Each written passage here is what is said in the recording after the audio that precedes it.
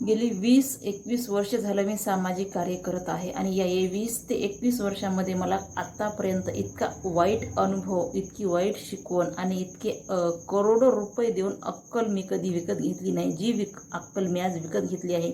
आणि जेही माझ्या सामाजिक कार्यकर्ते आहेत त्यांना सांगू इच्छिते की आपण सामाजिक कार्य करतो आहोत आणि आपण सामाजिक कार्य हे करतच राहणार आहेत.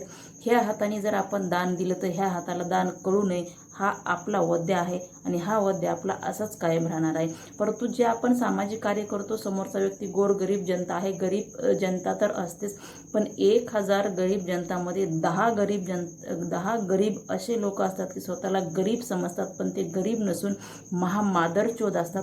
आणि अशा लोकांचे आपण कुठलेही कार्य हातावर घेत असू, मग ते आधार कार्ड असेल, पॅन कार्ड असेल, पगाराचं काम असेल, हॉस्पिटलचं असेल, कॉलेजचं ॲडमिशन असेल, कुठलंही काम असेल, आपण त्यांना गरीब म्हणून जो हातावर घेतो, ते काम हातावर घेताना एक वेळा नाही तर 100 वेळा समोरचा व्यक्ती कसा आहे या गोष्टीची चाचणी, जात पडताळणी करा आणि नंतरच त्या व्यक्तीचं तुम्ही हातावर काम घ्या.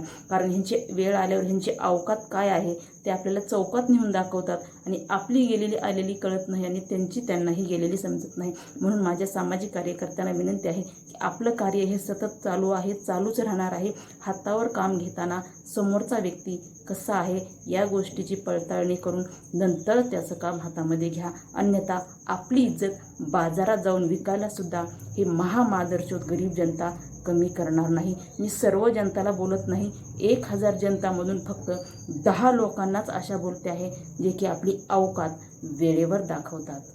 जय हिंद, जय महाराष्ट्र.